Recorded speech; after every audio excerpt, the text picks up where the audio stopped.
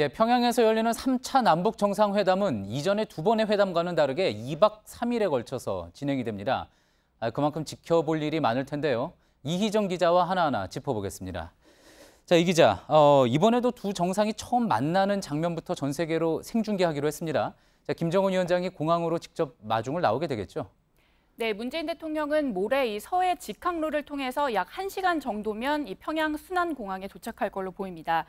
김정은 위원장이 직접 영접을 나오고 또 김여정 당 제1부부장과 최룡해 부위원장 등 핵심 라인이 총출동할 걸로 예상됩니다. 11년 만에 평양에서 하는 회담인 만큼 김 위원장은 최고 수준의 예우를 갖출 걸로 예상됩니다. 이 북측이 준비한 문 대통령 환영식 규모도 궁금합니다. 저 공항에서 곧장 이제 그 환영식이 열리게 되겠죠? 네, 이 뒤로 보이는 화면을 보시면 이게 2000년 김대중 전 대통령이 평양에 도착한 직후의 모습인데요. 많은 주민들이 나와서 환영을 하고 있습니다. 북한은 이번에도 김대중, 노무현 두 전직 대통령 방북에 준하는 환영식을 준비할 걸로 보입니다.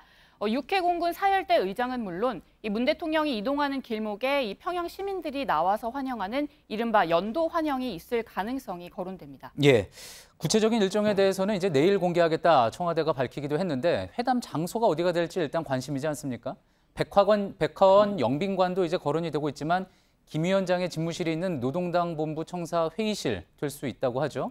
네, 앞서 우리 대북 특사단이 방북을 했을 때도 이 노동당 청사에서 만났습니다. 따라서 이번 회담도 이 건물 3층에서 이루어질 수 있다는 분석이 나오는데요. 둘째 날부터 의제를 본격적으로 논의할 것으로 보입니다. 예, 자 이번에 앞서 정상회담 때도 그랬듯이 이번 공식 일정 외에 이제 깜짝 이벤트가 있을 수 있다 이런 관측도 나오지 않습니까? 그래서 두 정상이 함께하는 시간이 상당히 많을 거라는 이야기도 나오고 있다고 하죠.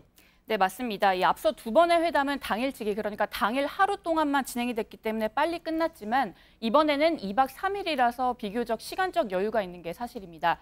이 회담이 수월하게 진행이 된다면 이 두 정상이 그만큼 대면할 기회가 많아질 수 있다는 겁니다. 특히 4월 판문점 회담 때 이 도보다리에서 이 명장면처럼 이번에는 북한이 깜짝 이벤트를 준비했을 가능성도 있습니다. 가령 평양 대동강변이나 또 과학기술 전당, 이 여명거리 같은 이런 관광 명소가 물망에 오르고 있고요. 또 북한이 정권 수립 70주년을 맞아서 최근에 진행 중인 이 집단체조 공연 관람, 그리고 또 남북 간 경제협력 차원에서 이 평양 인근의 산업 현장을 방문할 가능성도 점쳐집니다. 그렇군요. 지금 아무래도 청와대가 각별히 신경 쓰는 부분은 경호 문제일 것 같습니다. 두 정상을 어떻게 경호할지에 대해서도 정해졌습니까? 예, 아직 구체적인 경호 방안은 밝혀지지 않았는데요. 하지만 이 관례상 이 경호의 책임은 초청한 쪽에 있습니다. 다만 2007년 노무현 전 대통령이 방문했을 때처럼 이 최근접 경호는 우리 청와대가 담당할 걸로 보입니다. 만약 두 정상이 함께하는 일정의 경우에는 남북이 함께 경호하는 방안도 검토되고 있는 걸로 알려졌는데요. 이 경우에는 북측에선 이 호위 총국이 총동원될 걸로 보입니다. 예, 잘 들었습니다. 이희정 기자였습니다.